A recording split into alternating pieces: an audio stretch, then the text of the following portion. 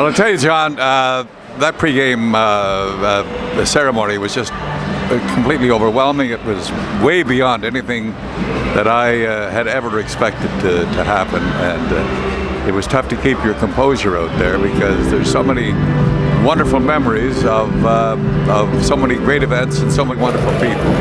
And I think that is what has sustained me above everything else over the last 6, 7 decades, whatever, is the people I've met along the way, and the people who make your life brighter. Because, you know, there's no friendships in the world like friendships that are forged in sports. Hey, you're good, kid. and then he proceeded to give me some tips and said, you know, here's a few things that you ought to do and ought to think about. And one was anticipation. He said, you know, the first rule of broadcasting, don't follow the puck. He said, because you're going to lose it, and you're going to lose your audience, and they won't know where you are, where anybody else is. He said, try to develop a sense of anticipation.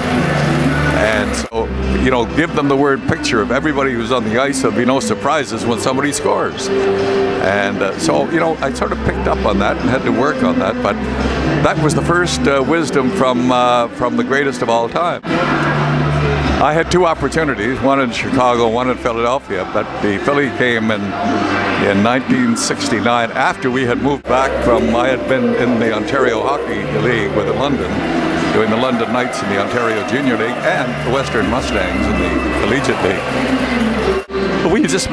We had been away for about 5 years, made up our minds that we were coming back here, and we had David, who was then about 3, and when Bud Poyle, who was an old friend, the GM of Philadelphia, called, and he said, look, there's an opening, would you take it? And I said, look, you know, we've already committed, and we're here, and Betty didn't want to go anymore, and that was that. So, but you know, I was always comfortable here, and I think, you know, I didn't really,